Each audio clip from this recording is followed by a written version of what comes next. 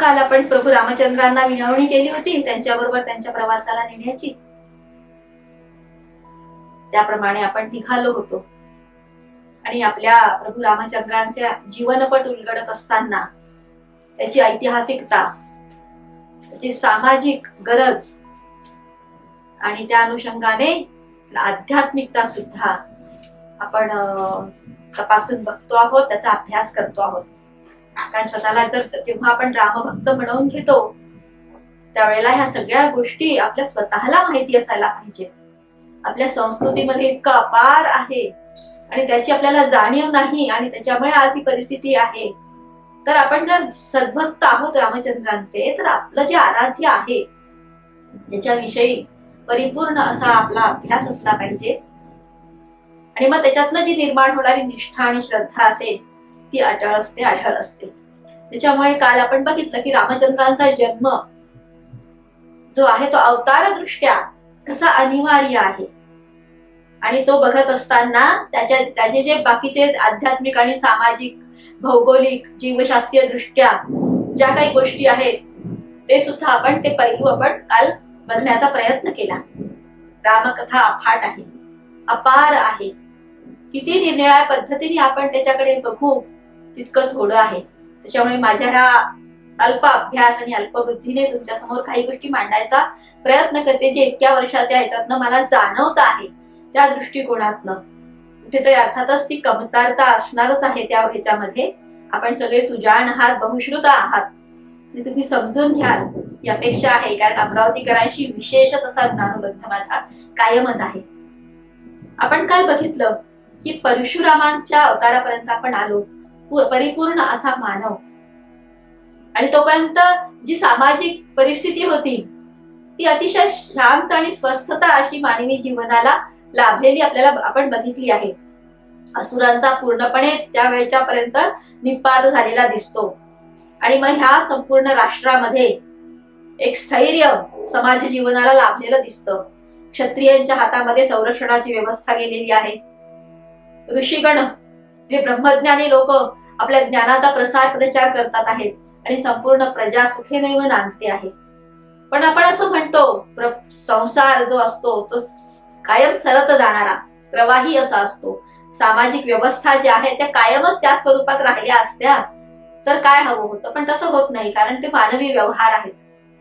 आणि मग ज्यांनी रक्षण करावं त्यांच्या हाती सत्ता एकवटल्यानंतर तेच भक्षक बनलेले या ठिकाणी दिसतात.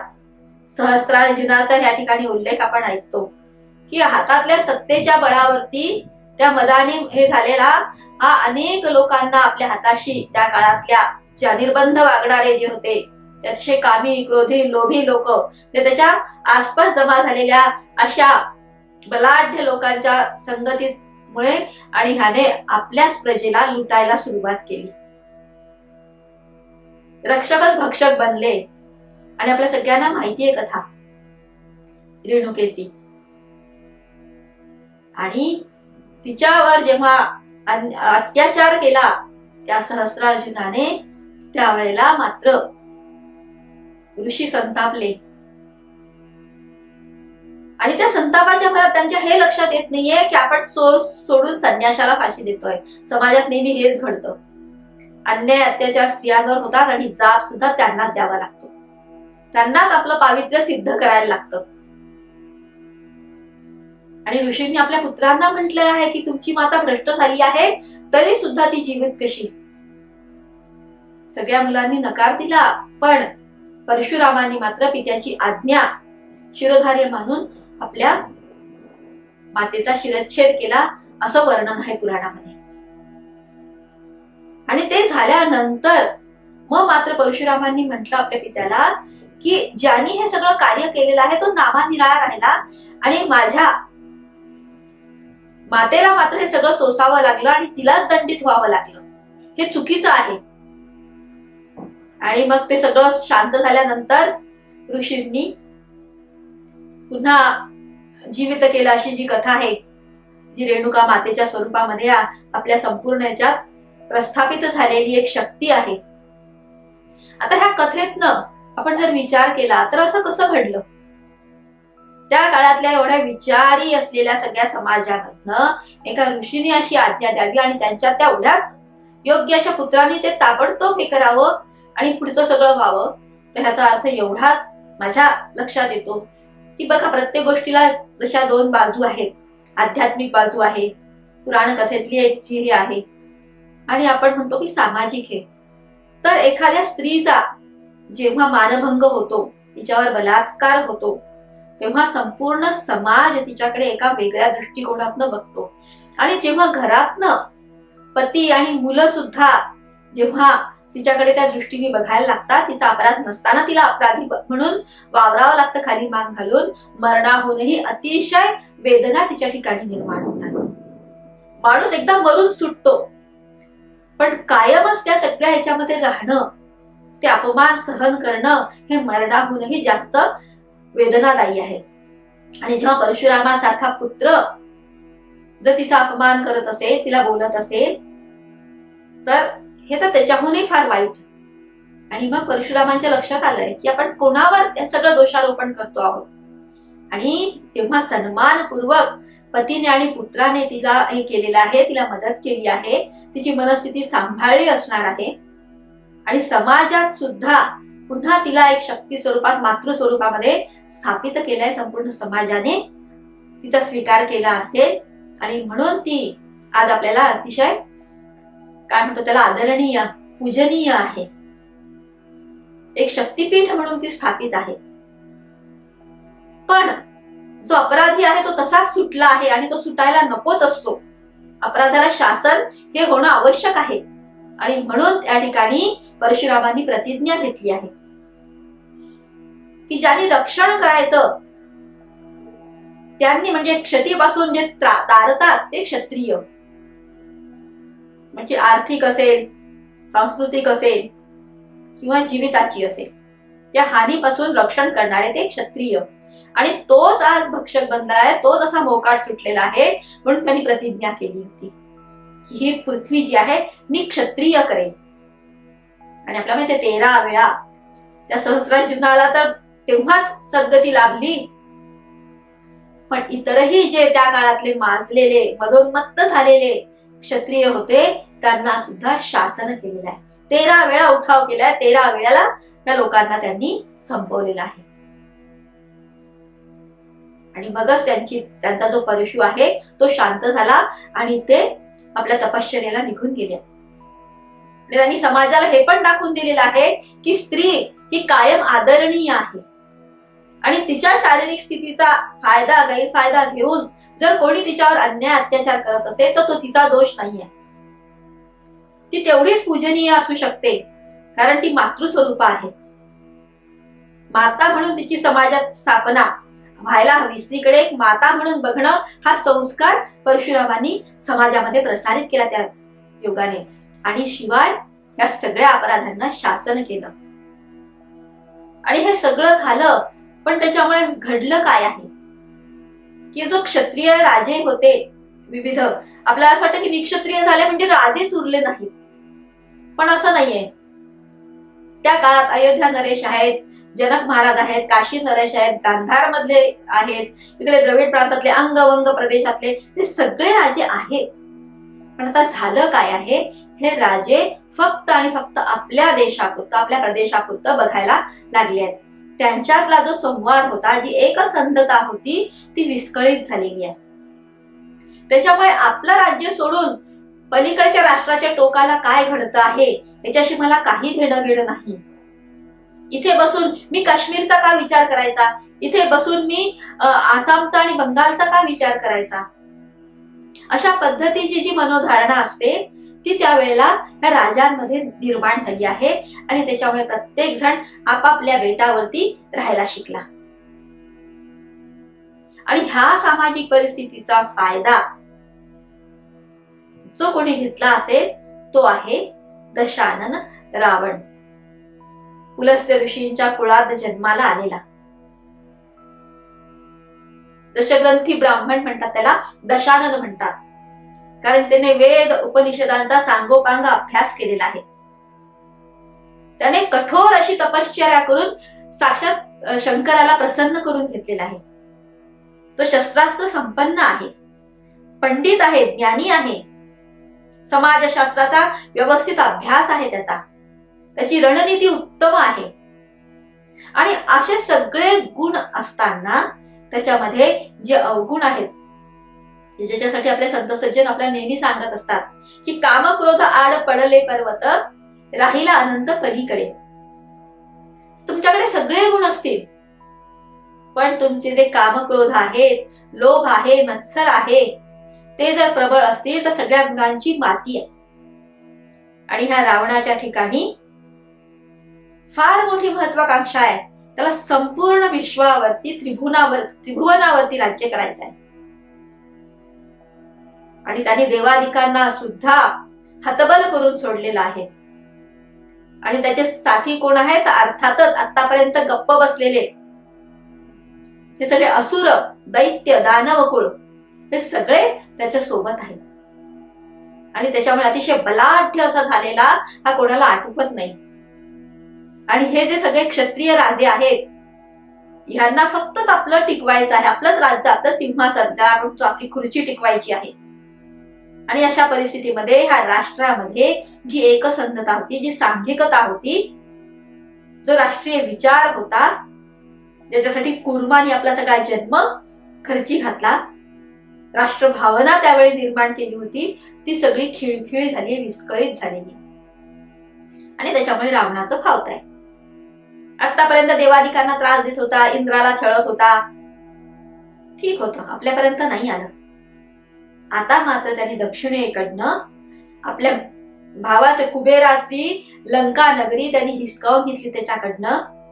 त्याच्यावर त्याचं अधिराज्य आहे आणि समुद्र मार्गे संपूर्ण जगाच्या पाठीवरती तो संचार करतो आहे.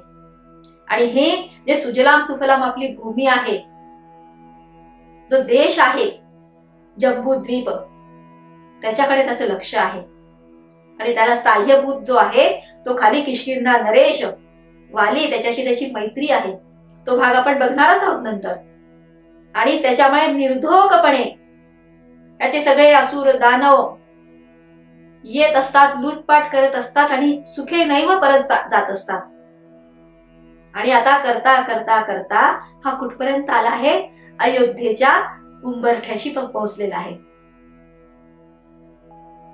ज्याला युपी बिहारचा जो वगैरे भाग म्हणतो, अगदी गंगेच्या ह्याच्यापर्यंत पोहोचलेला आहे तो. आणि तरी देखील सगळे शांत आहेत,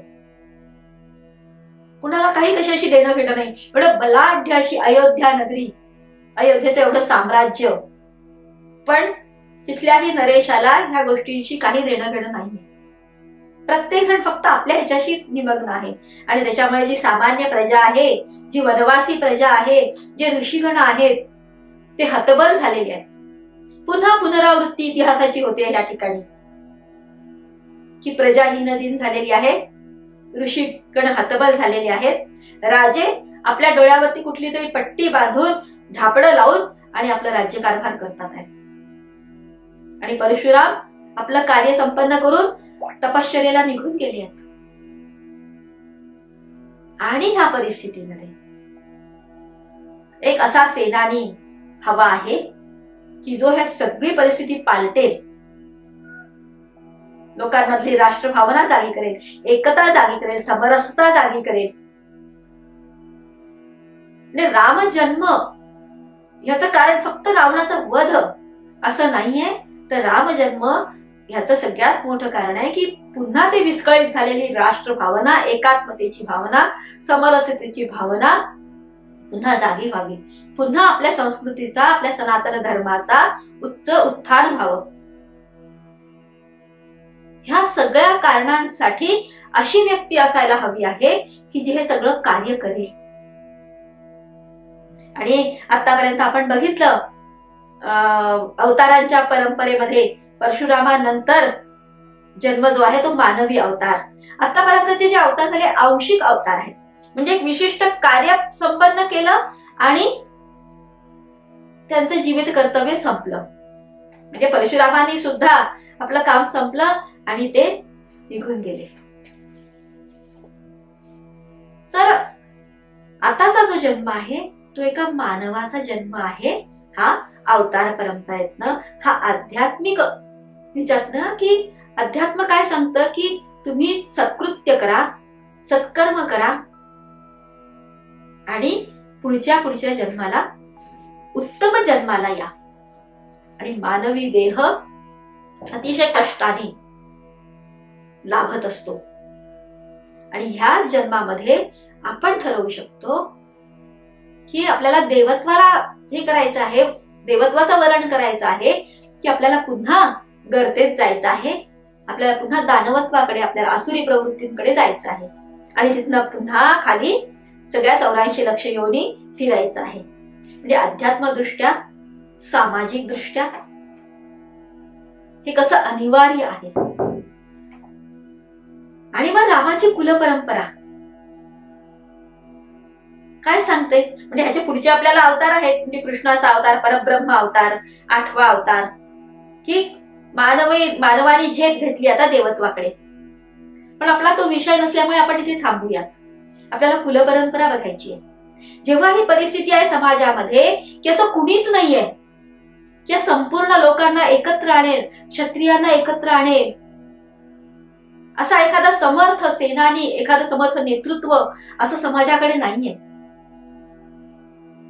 आणि मग अशा वेळेला या सगळ्या विचारवंतांनी, ह्या ऋषीगणांनी विचार करायला सुरुवात केली की काय करायचं.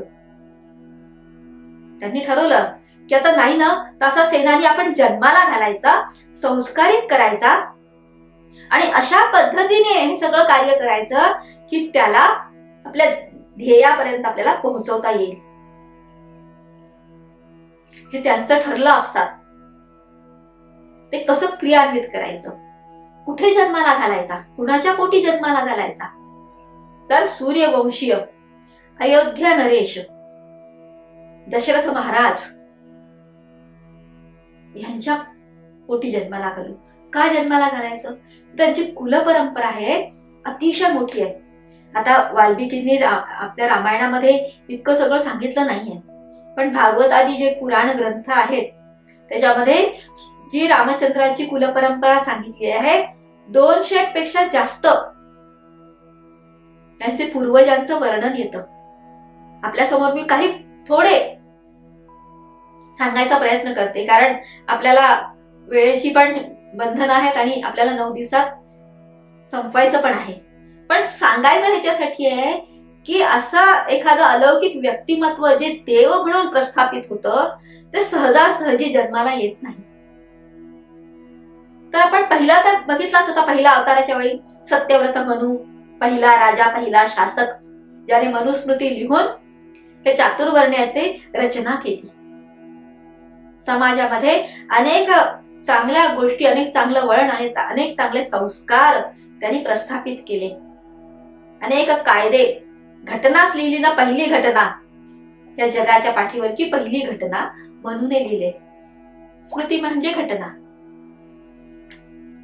आणि मनूच्या नंतर, आणि आता मी जे सांगणार आहे तर काही पिढ्यांचं अंतर निश्चित पडेल, कधी कधी सलग असेल. त्याच्यानंतर त्यांच्या वंशाला, सूर्यवंशाला इक्ष्वाकू वंश अशी ओळख देणारा राजा इक्ष्वाकू होऊन गेला. अतिशय पराक्रमी. आपण असं सांगतो की ब्रिटिशांच्या राज्यावरून सूर्य ढळत नव्हता, सूर्यास्त होत नव्हता, पण ह्या इक्ष्वाकू सम्राटाच्या राज्यावरून पण सूर्य ढळत नव्हता. असं प्रचंड साम्राज्य होतं. पण ते साम्राज्य त्याने जे मिळवलं होतं अन्यायाने, अत्याचाराने नव्हे, तर प्रत्येकाच्या मनामध्ये राष्ट्रभावना जागी करून. त्या सगळ्यांमध्ये सामोपचाराने हे घडलेलं होतं. इक्ष्वाकूच्या नंतर पृथूचा जन्म आहे. कारण पृथू आणि पृथ्वी, त्या काळामध्ये अशी परिस्थिती होती की ही जी पृथ्वी आहे ही नुकतीच पाण्यातनं वर आलेली गाळाची सुपीक जमीन, आणि त्या जमिनीला पसरवून तिच्यातनं धनधान्याची उत्पत्ती, तिला सुजलाम सफलाम बनवण्याची सुरुवात ह्याच्या काळात झाली. त्याचे अश्व संपूर्ण विश्वामध्ये फिरायचे आणि संपूर्ण विश्वात अन्नधान्य कृषीतले काही विशिष्ट जे काही उपचार असतील, खतांची निर्मिती असेल, उत्तमोत्तम बीजांची निर्मिती असेल, हे सगळं कार्य जे केलंय ते पृथ्वीने केलं. म्हणून त्याच्या मुलीच्या स्वरूपात या जमिनीला पृथ्वी असं म्हणण्यात येतं. मांधाताचा जन्म आहे. कुवलयाश्व म्हणून त्याचे पणजोबा होऊन गेले. त्यांनी देवतांच्या आणि असुरांच्या युद्धामध्ये देवतांच्याकडनं युद्ध करून देवतांना विजय मिळवून दिला. त्याच्याच काळात यवनाश्व झाले आणि त्यांच्या पोटी मांधाता झाला. मांधाताच्या जन्माच्या वेळी त्याच्या आईचा मृत्यू झाला. मग ह्याचं पालन पोषण कुणी करायचं, त्याचं दायित्व कुणी घ्यायचं? तर हा वंश असा आहे की जो नेहमी देवतांना मदत करतो, म्हणून इंद्राने सांगितलं की मी ह्याचं दायित्व घेतो. माम अयम धास्यतेती, म्हणजे मी ह्याचे दायित्व स्वीकारतो. म्हणून हा मांधाता सुद्धा पराक्रमी होता, शूर होता. त्याने सुद्धा आपलं राष्ट्राच्या एकसंधतेसाठी संपूर्ण आयुष्य जे त्यांनी हे केलेलं आहे. ह्याच्याच कुळामध्ये त्रिशंकू ज्याला म्हणतो त्याचा जन्म झाला. पण त्रिशंकू अतिशय आपल्या याच्यामध्ये बेजबाबदार होता. त्याच्यामध्ये अनेक दुर्गुण होते, अनेक पाप त्यांनी केले. 3 प्रकारची पाप मुख्य समजल्या जातात. एक स्त्रियांचा अपमान, इतरांचं धन हिसकावून घेणं, इतरांचे अधिकार हिसकावणं आणि गुरूंचा आणि मोठ्यांचा अनादर. हे 3 शंकू म्हणजे 3 प्रकारचे पाप महत्वाचे आहेत. आणि तो करणारा म्हणून हा त्रिशंकू. पण त्याच्या वडिलांनी वसिष्ठांकडे जाऊन विनंती केली की माझ्या पुत्राचं काहीतरी चांगलं होईल असं करा. आणि मग त्यांच्या संस्कारामुळे हा उत्तम प्रकारे त्याच्या नंतरच्या ह्याच्यामध्ये आयुष्यामध्ये राज्य करू लागला. पण मूळ प्रवृत्ती कसं असतं, काही लोकांना काही कष्ट न करता सगळं मिळायला हवं असतं. पण त्याला सुद्धा स्वर्गात जाण्याची इच्छा उत्पन्न झाली आणि त्यांनी वसिष्ठांना म्हटलं की काही करा आणि मला स्वर्गात जायचं आहे. वसिष्ठ त्याला म्हणाले, स्वर्गात जाण्यासाठी स्वतःला कष्ट करावे लागतात, तपश्चर्या करावी लागते, लोकांसाठी प्रजेसाठी झिजावं लागतं, तेव्हा स्वर्गाची प्राप्ती होते. तू असं काही केलं नाहीयेस, तुझा अधिकार नाहीये स्वर्गात जाण्याचा. त्याला फार राग आलेला आहे. त्यांनी शोध घेतला आणि त्याच्या लक्षात आलं की वसिष्ठांना कायमच पाण्यात बघणारे, एक प्रकारचं शत्रुत्व असणारे विश्वामित्र आहेत. मग तो विश्वामित्रांकडे गेला आणि विश्वामित्रांना सांगितलं की मला स्वर्गात जायचं आहे. पण वसिष्ठांनी नाही म्हटलंय. वसिष्ठांनी नाही म्हटलं म्हणून विश्वामित्र म्हणाले, ठीक आहे, माझं आतापर्यंतचं तपश्चर्येचं पुण्य मी तुला देतो आणि तुला स्वर्गात पाठवतो. आणि त्यांनी पाणी सोडलं हातावर त्याच्या आणि त्याला म्हटलं की जा आता स्वर्गात. हा स्वर्गात गेला. पण देवतांनी सांगितलं की स्वर्गात दुसऱ्याच्या पुण्याच्या उधारीवरती स्वर्ग मिळत नाही, त्याच्यामुळे तू स्वर्गात येऊ शकत नाहीस. आणि त्याला खाली पाठवून दिलं. विश्वामित्रांना राग आला, असं कसं होईल? ते म्हणाले की तू इथे येऊ नको, तू स्वर्गात जा. हे खाली येऊ देणार आणि देवता त्याला स्वर्गात जाऊ देणार. आणि अशा पद्धतीने अधर लटकलेला हा त्रिशंकू. म्हणून आपण म्हणतो ना, एखादं कार्य अर्धवट झाले असेल तर त्याला त्रिशंकू अवस्था म्हणतात. ना इकडचा न तिकडचा, घरका न घाटका असं ज्याला म्हणतात, तसा हा त्रिशंकू. त्याच ह्याच्यामध्ये परंपरेमध्ये जन्माला आलेले आहेत हरिश्चंद्र राजा. आपल्याला हरिश्चंद्राची गोष्ट सगळ्यांना माहिती आहे. हरिश्चंद्र सुद्धा पूर्वायुष्यामध्ये असेच होते. पुत्र संतती नसल्यामुळे मग त्यांनी हळूहळू सत्कर्माकडे आपलं हे वळवलं आणि इतका प्रभाव त्यांच्यामध्ये झाला होता की वेश पालटून ते आपल्या प्रजाजनांमध्ये फिरायचे रात्रीचे आणि त्यांचे कष्ट दुःख दूर करण्यासाठी प्रयत्नशील असायचे. पण पुत्र नाही. त्यांना सांगितलं होतं की तुला पुत्र मिळणार नाही, पुत्र मिळाला तरी तो अल्पायुषी असेल, पण पुत्र हवा. पण पुत्राचा जन्म झाला, पण मग तो तुला दान द्यावा लागेल देवांना, यमाला तुला तो सोपवावा लागेल, म्हणजे तो अल्पायुषी आहे. मग त्याच्यावर काय उपाय? त्यामुळे त्याच्या बदल्यात जर दुसरा कोणी दिला तर भागेल. मग दुसरा शोध सुरू झाला. मग एक सापडला. त्याला 3 मुलं. मोठा वडिलांना खूप प्रिय, धाकटा आईला, मधला विचार तसाच होता, शुनशेप. त्याला दान केलं. अशी ती सगळी कथा म्हणजे अशा विचारांचा असलेला हरिश्चंद्र नंतर मात्र आपण बघतो वसिष्ठांना शरण गेल्यानंतर वसिष्ठांनी त्याला जे उपदेश केला, जे ज्ञान दिलं, त्याच्या ह्याच्यावर असं झालं होतं की विश्वामित्रांना स्वप्नात दिलेलं राज्य त्यांनी त्यांना प्रत्यक्षात दिलं. आणि दान दिलंयस तू, पण दक्षिणेशिवाय दान पूर्ण होत नाही, म्हणून त्याच्या वजना इतक्या सुवर्ण मुद्रा मागितल्या, पण आता हातात फक्त एक मातीचं भांड, त्याच्याखेरीज काही नाही, अंगावर एक वस्त्र. पुत्र आणि पत्नीसह हा निघाला. तो म्हणाला काही दिवसाचं मला हे द्या सवलत आणि मी तुम्हाला देईल. पुढची कथा मी सांगत नाही, फार मोठी आणि प्रेरक असली तरी आपल्याला एवढंच पाहायचं आहे की हरिश्चंद्राच्या याच्यापासून वचनाला जागण्याची ही रीत निर्माण झाली आहे. त्याच्यानंतर आणि जन्माला आले आहेत, वाहूक आहेत, असित आहेत, आणि ह्यांच्या याच्यामध्ये सगर राजाचा जन्म आहे. सगर राजा, त्यांचे जे पिता होते ते अतिशय सात्विक होते आणि त्या काळात राजी लोकांमध्ये परस्परामध्ये खूप हेवे दावे, सततची भांडणं, सततचे युद्ध, या सगळ्यांना कंटाळून त्यांनी राज्य आपल्या मंत्र्यांच्या हाती सुपूर्द केलं आणि स्वतः वनामध्ये तपश्चर्येला निघाले. त्यांना 2 पत्नी होत्या आणि त्यांच्याबरोबर ते वनामध्ये राहत असताना त्यांची एक पत्नी कालिंदी नावाची, तिला गर्भ राहिला.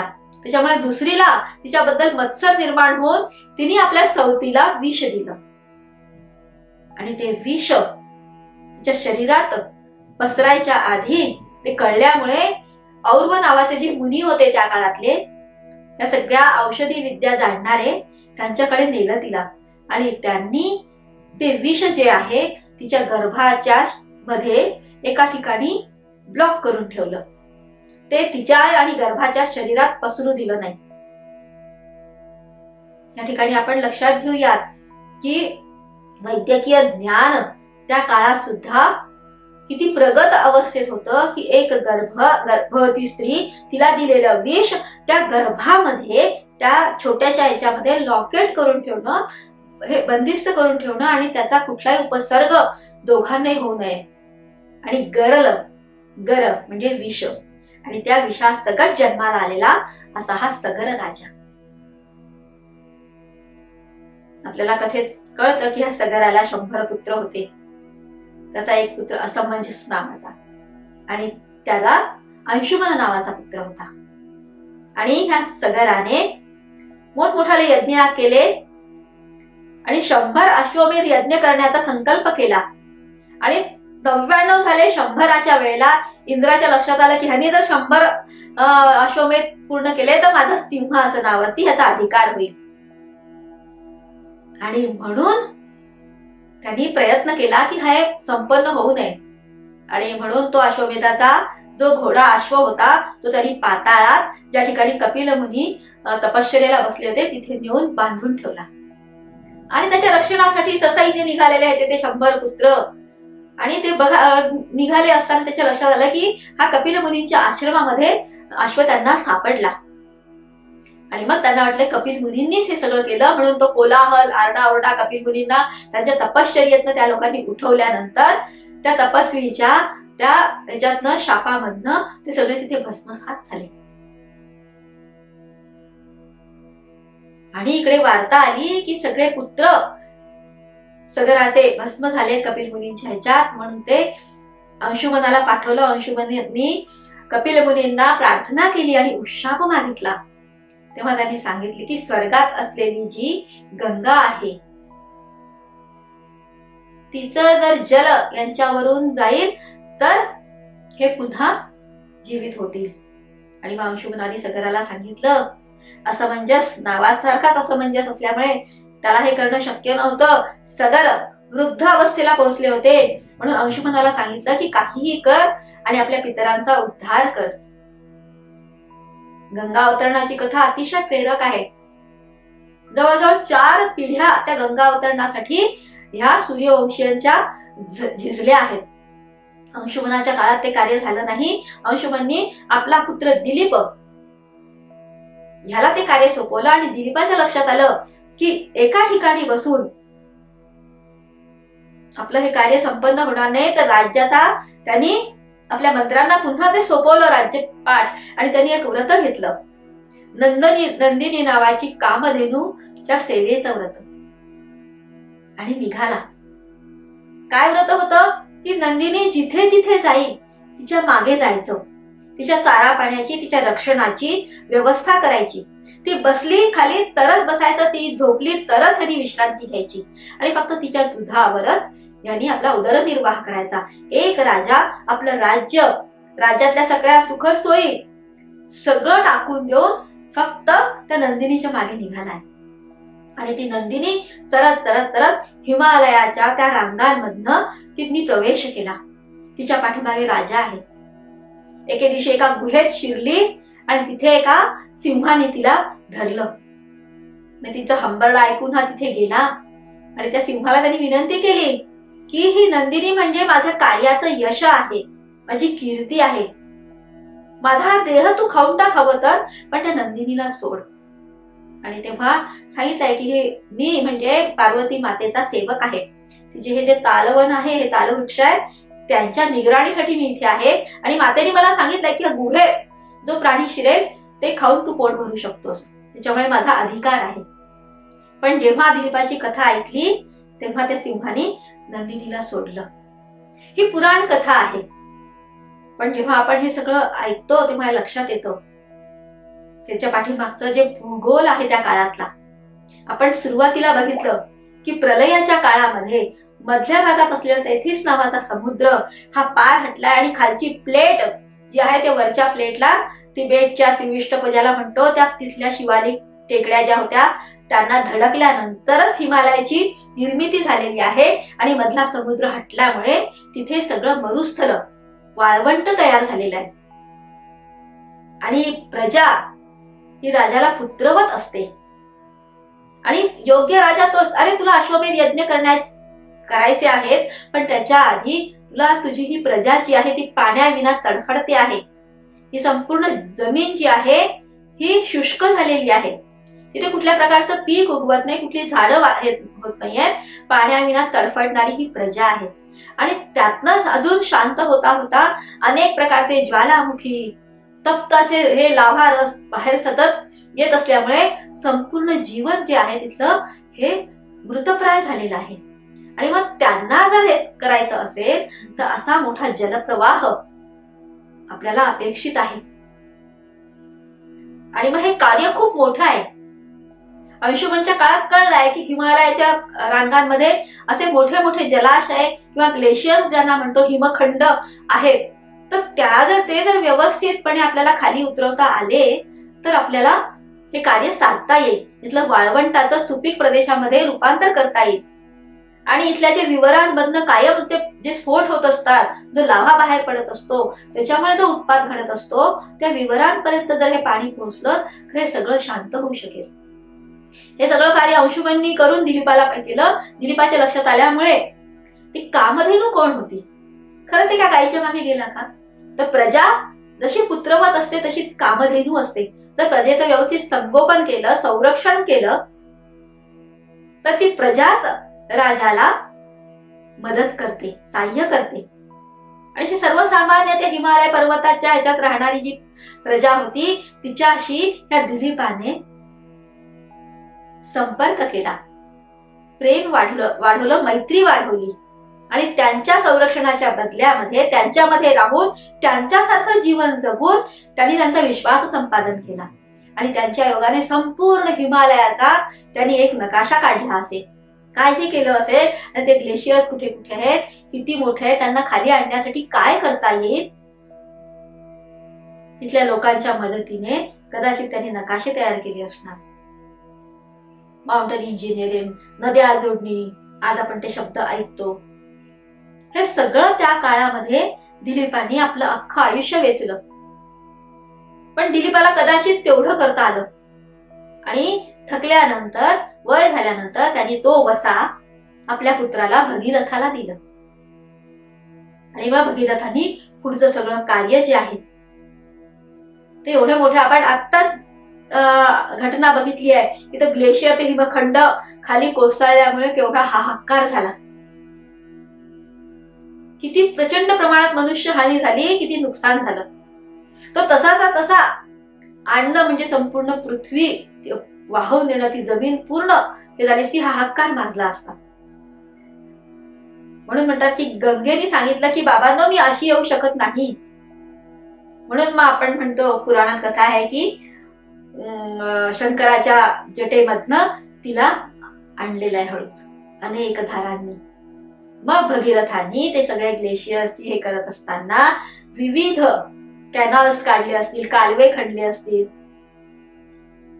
आजच्याच याच्यामध्ये आपल्या उमाताईंनी खूप सुंदर सांगितलं हीच गोष्ट की किती 7 प्रवाहांनी ती नदी खाली आणली आहे. तिचा प्रवाह कंट्रोलमध्ये आटोक्यात ठेवण्यासाठी त्यांनी ते सगळं केलंय. आणि शंकराच्या जटा जशा गुंतलेल्या असतात तसं ते विविध दऱ्यांमधनं, विविध ह्याच्यातनं ती वळवत आणि हे करत तिचा वेग कमी करत करत अनेक फाटे तिला हे करत आणि आणलेली आहे. भगीरथाच्या काळामध्ये हे मागील गेल्या 4 पिढ्यांपासून होत असलेलं कार्य 5व्या पिढीमध्ये सुफळ संपूर्ण झालंय. एका कुळातल्या 5 पिढ्या केवळ आपल्या प्रजेच्या हितासाठी झटतात आहेत. हे संस्कार घेऊन पुढच्या पिढ्या चालतात आहेत. त्याच्यानंतर आपल्याला माहिती आहे पुराणामध्ये अंबरीश राजाचं महात्म्य. अतिशय मोठा राजा, सात्विक राजा, सद्भक्त, नारायण भक्त राजा की ज्याच्या भक्तीपुढे दुर्वासांची ब्रह्मदंडाची जी शक्ती आहे ती पण नाही झालीये. त्यांनी जी कृत्या पाठवली त्याच्या पाठीमागे ती त्याच्या उलट मागे लागली आहे. सुदर्शन चक्र त्याच्या मागे लागलेलं आहे आणि त्याला पुन्हा अंबरीशाला शरण जावं लागलं. आणि अंबरीशाला ह्याची जाणीव पण नाहीये. तो हातामध्ये ते तसंच पात्र अर्घ्य देण्यासाठी ऋषींना घेऊन वर्षभर उभा आहे, न खाता न पिता. आणि जेव्हा त्याला शरण आले ऋषी तेव्हा त्यांनी अतिशय साधेपणाने त्यांचं स्वागत केलंय आणि त्यांच्या सोबत त्याचा इतक्या दिवसाचा उपास सोडलेला आहे.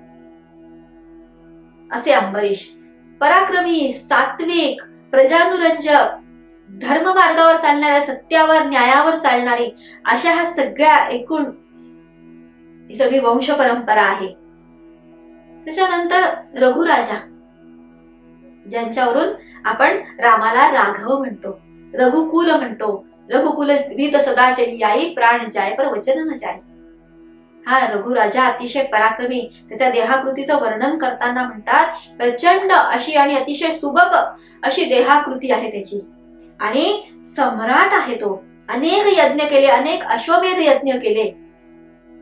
आणि हे सगळं झाल्यानंतर या लोकांचं वैशिष्ट्य आहे, सगळा पराक्रम केलाय, सगळं ऐश्वर केलेलं आहे, आपल्या प्रजेमध्ये सगळं लुटलेलं आहे. आणि सरते शेवटी अतिशय सहजतेने तो वारसा आपल्या पुढच्या पिढीकडे देऊन हे निवृत्त झाले. रघुराजांनी पण तेच केलं. विश्वजित नावाचा अखेरचा एक यज्ञ केला. त्याच्यामध्ये आपल्या सर्वस्वाचं दान करायचं असतं आणि त्यांनी आपल्या सगळ्या ऐश्वर्याचं दान करून फक्त आपल्या जवळ एक मातीचं भांड आणि एक वस्त्र ठेवलेलं आहे आणि क्षत्रियाला साजेसं असं आपले शस्त्रास्त्र आहेत. आणि हा निवृत्त मनाने गावाच्या नगराच्या बाहेर जाऊन राहतोय. आणि एके पहाटे स्नान करून अर्घ्य देत असताना पाठीमागनं आवाज आला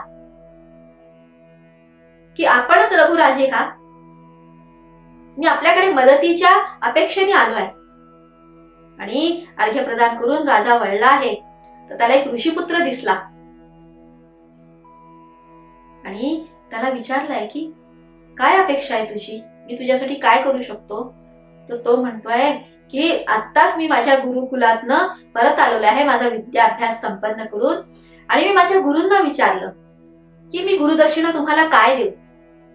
त्यांनी मला म्हटलं की मला तुझ्याकडनं गुरुदक्षिणेची अपेक्षा नाहीये. पण मी खूप हट्ट केल्यामुळे शेवटी त्यांनी मला सांगितलेलं आहे की तुला ज्या 14 विद्या दिल्या आहेत तर 14 सहस्त्र सुवर्ण नाणी मला दे. आणि ते द्यायला कोण समर्थ आहे तर आपणच, म्हणून मी तुमच्याकडे आलो. रघुराजांना प्रश्न पडला, आता तर माझ्याकडे काहीच नाहीये, मी काय करू आणि याचकाला मी परत पाठवू? आणि म्हणून त्यांनी विनंती केली आहे त्याला. एक सम्राट एकेकाळचा त्या छोट्या मुलाला विनंती करतो आहे की बाबा रे, आता तर मी माझं सगळं दान करून चुकलो आहे, आता माझ्याकडे काही नाही, पण मला जर तू थोडा अवधी देशील तर उद्या सकाळी मी तुझी इच्छा पूर्ण करू शकेल. तो म्हणतो काही हरकत नाही, उद्या सकाळी येतो. आणि मग यांनी मनाशी संकल्प केला आता कुबेरावरच स्वारी करावी आणि त्याच्याकडनंच आणू शकतो. आणि असा संकल्प करून ते रात्री झोपले आहेत. कुबेराच्या लक्षात आलं की रघुराजा प्रत्यक्ष आपल्याकडे स्वारी करणार आहे, काय गरज आहे, आपणच आधी त्यांना देऊन टाकावं ना. आणि रात्रीत त्यांच्या शेजारी त्यांनी सुवर्ण मुद्रांचा पाऊस पाडला. एक छोटीशी टेकडीच तयार झाली ना. आणि सकाळी उठून जेव्हा रघुराजाने ते बघितलं, त्याच्या लक्षात आलं की कुबेराने हे धन पाठवलंय. आणि त्यांनी वाट बघायला सुरुवात केली. जसा तो ऋषी पुत्र आला आणि तर हे घे बाबा, या तुझ्या सुवर्ण मुद्रा घे आणि आता मला आज्ञा दे. तो पण 14 सहस्त्र बरोबर मोजून घेतल्या आणि बाकीचा ढिकाऱ्याकडे ढुंकूनही न पाहता निघून गेला. असे लोक आणि असे राजे, यथा राजा तथा प्रजा, अशा रघुकुलामध्ये अजय राजांच्या नंतर त्यांच्या पोटी दशरथ महाराजांचा जन्म आहे. दशशतरथ म्हणजे रश्मी, सूर्यकिरण, हजारो सूर्यकिरणांचं तेज ज्यांच्या ठिकाणी प्रगटलं आहे, असे दशरथ महाराज. आपल्या कुल परंपराला शोभेल असं त्यांचं राज्य आहे. जी अयोध्या नगरी आहे मनुराजांनी वसवलेली, त्याच्या ऐश्वर्यामध्ये कणभरही उणीव नाही, उलट शतपटीने त्या ऐश्वर्य वाढवणारा राजा, देवादिकांना नेहमी मदत करणारा, 100 युद्ध करून त्याने देवांना जिंकवून दिलेलं, पराक्रमी, पण त्याच्यामध्ये आणिक विशेषता आहे, अतिशय सरळ मनाचे, पारदर्शक असं सगळं त्यांचं व्यक्तिमत्व आहे. आणि चटकन समोरच्याला काही देण्यासाठी उत्सुक, दाने समुत्साहिता, असं जे रामाचं वर्णन आहे ते कुठून आलं आहे? ते दशरथांकडनं.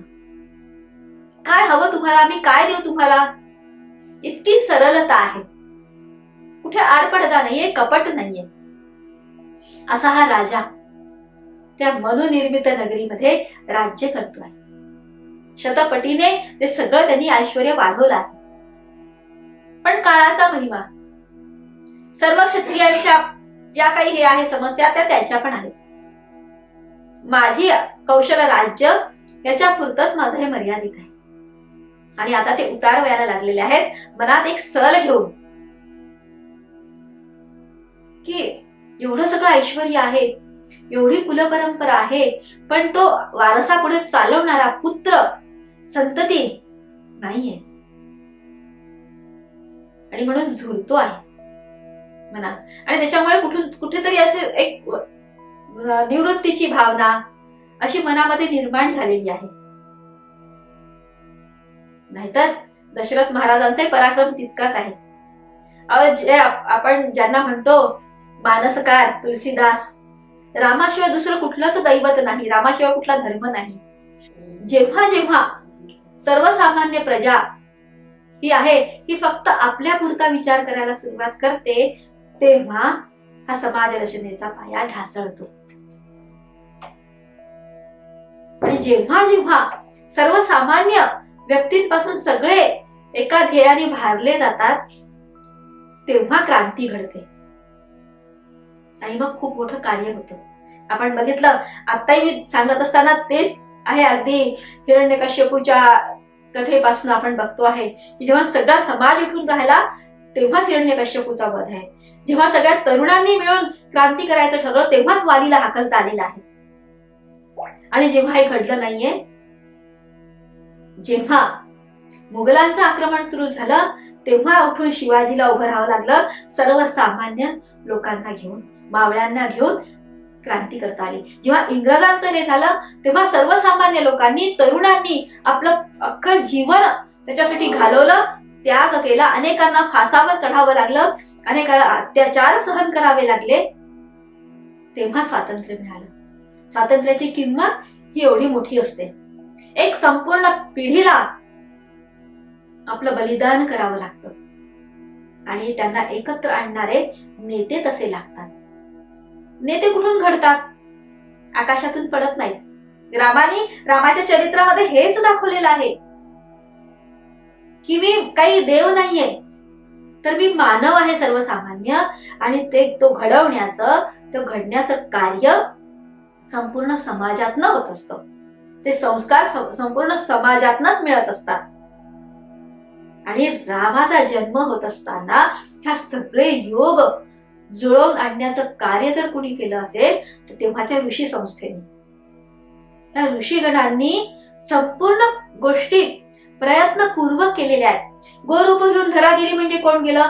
सर्वसामान्य लोकांना सांगितलं की तुम्ही आवाज करा, तुम्ही संघटित व्हा. सामूहिक प्रार्थनेचं फळ रामजन्म आहे. सामूहिक आकांक्षेचं फळ रामचरित्र आहे. जेव्हा सर्वसामान्य लोक संघटित होतात तेव्हा हे कार्य घडतं. म्हणून गोरूप घेऊन धरा म्हणजे काय? सर्वसामान्य लोकांनी ठरवलं, त्यांनी प्रार्थना केल्या, त्यांनी आपली सगळी मनशक्ती एकवटली आणि सांगितलं हे घडायला हवं. आणि त्या पद्धतीने मग देवांकडे जाऊन हे सगळं याचना केली आणि देवांनी सर्व देवतांना सांगितलं की तुम्हाला हे कार्य करायचं आहे, आत्तापासून पृथ्वी तलावरती जन्म घ्यायला सुरुवात करा. ऋषीगणांनी आधीच ठरवलं होतं की आम्ही आमचे सगळे जे काही ज्ञान आहे ते आता फक्त ह्या एका दिशेला लावणार आहोत. आम्ही आमचं ते जीवित कर्तव्य ठरवलेलं आहे.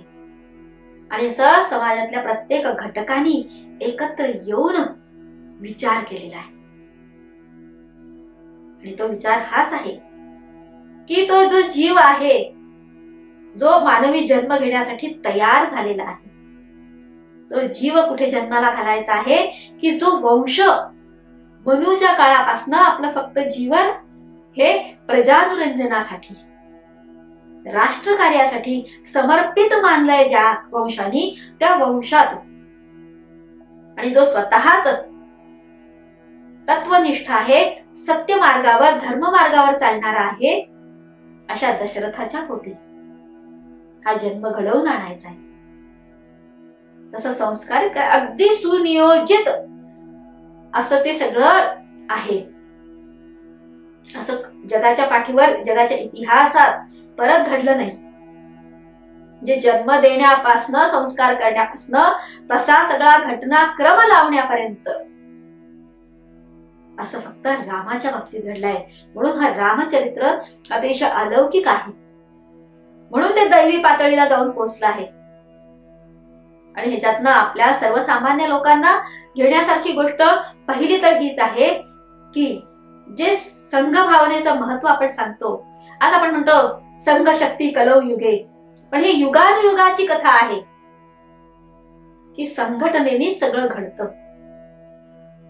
म्हणून वंदनीय मावशींसारख्यांनी संघटनेची बांधणी करत असताना जे संस्कार मिळायला हवे आहेत, म्हणजे स्त्रियांची संघटना म्हणून स्त्रियांवरचे संस्कार आणि ही राष्ट्रव्यापी संघटना म्हणून या सगळ्या समाजशास्त्रीय दृष्ट्या, राष्ट्रदृष्ट्या हे सगळे संघटनात्मक जे संस्कार आहेत, जे त्यागाचे आहेत, जे शौर्याचे आहेत, मातृत्वाचे आहेत,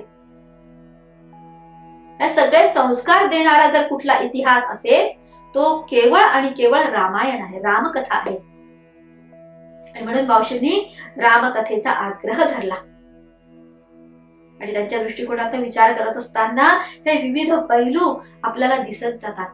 म्हणून रामकथा ती पुराण स्वरूपात वाचत असताना त्याच्यातले, जसं वाळूत जर साखर सांडली त्याच्यातनं ते फक्त साखरेचे कण गोळा करणं, असं पुराण कथांमधनं जो आवश्यक आशय आहे तो वेचणं थोडं कष्टप्रद आहे, थोडा अभ्यास करायला लावणार आहे, पण ते अतिशय गोड आहे.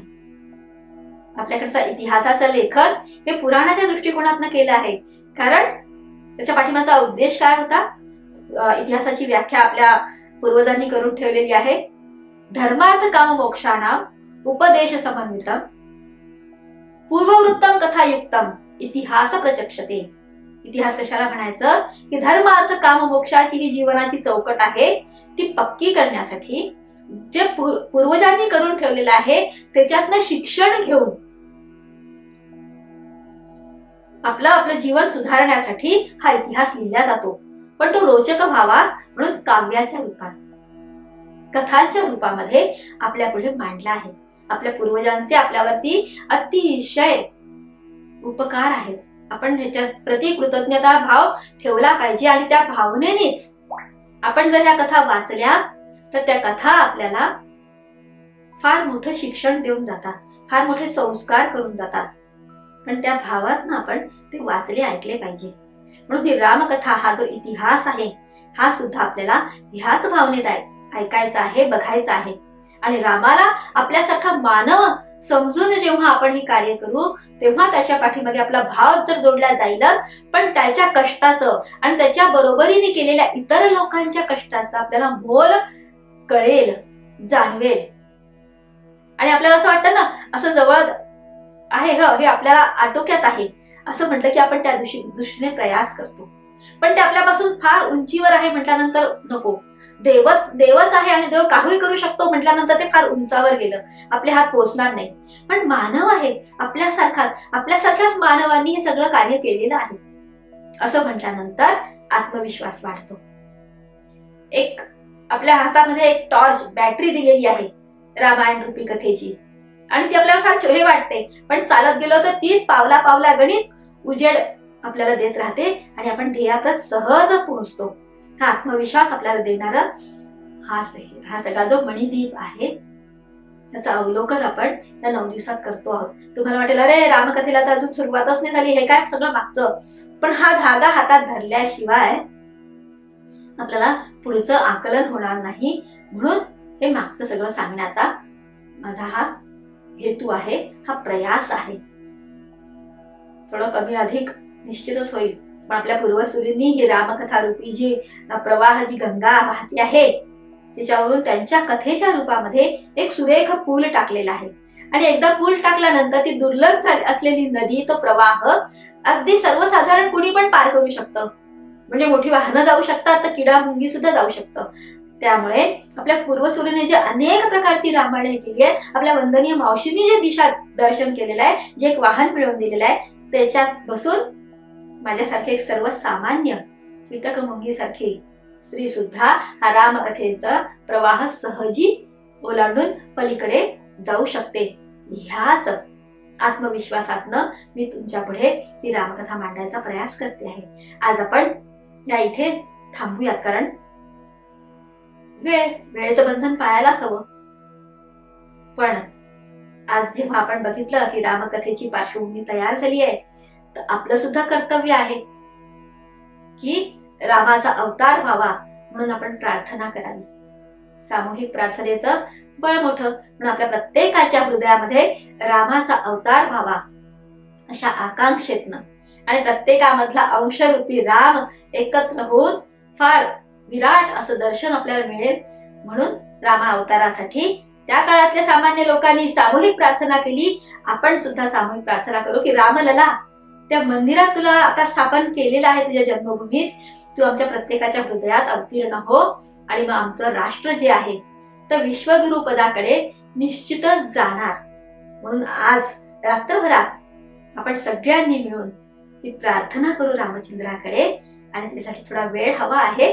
तो वेळ घेऊ आणि उद्या पुन्हा ह्याच वेळी हजर होऊयात. रामचंद्राचं बोट सोडायचं नाहीये, झोपेत सुद्धा पकडून ठेवा.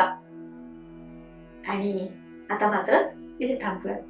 राजाधिराज प्रभू रामचंद्र महाराज की जय. महारुद्र हनुमान की जय. नमस्कार.